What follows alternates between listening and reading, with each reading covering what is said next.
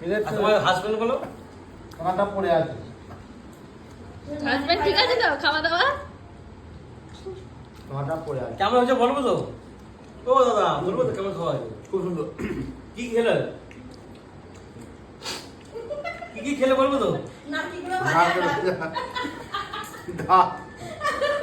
কলা দিয়ে চিংড়ি মাছ দিয়ে আলু দিয়ে তরকারি। আলু আছে তো কলা চচ্চড়ি যাই হোক, তারপরে কাতলা মাছ আর ইলিশ মাছ।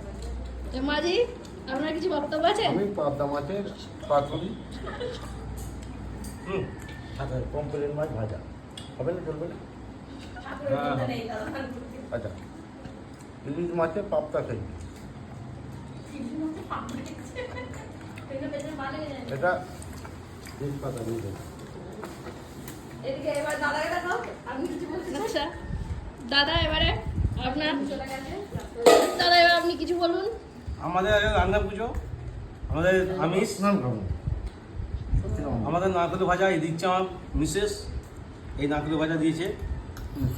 এর আগে অনেক কিছু খাবার খেয়েছি, কাতলা মাছ, ইলিশ মাছ, কলা ভাজা, ঢেঁড়স ভাজা, চিকেন ভাজা, আর কি আছে না চাউল ভাজা, যত সবজি আছে সব কিছু ভাজা হয় আমাদের। কলা চচ্চড়ি, কলা দিয়ে আলু দিয়ে চিংড়ি মাছের চচ্চড়ি হয়। তাহলে ডাল চচ্চড়িটা ফেমাস আমার। ডাল চচ্চড়ি খুব ভাত খেয়েছি আমি, খুব ফেমাস আমাদের। এই খাচ্ছি নারকেল ডাল, নারকেল নাড়ু। খুব ভালো। আমরা সবাই আসুন আমাদের বাড়িতে, আগের বছর খাওয়া হবে। নমস্কার। আর একটা 750 দিয়ে আসবো। আর একটা 750। 750 যে আসবেন একটা 750 দিয়ে আসবেন। মিষ্টি মিষ্টি আনতে হবে না, মাঝি বলে দিয়েছে 750 একটা আনবেন। উনি খাচ্ছেন আর প্রাকৃতিক দৃশ্য দেখছেন। মাঝির বউ ওয়াইফ আপনি কিছু বলবেন?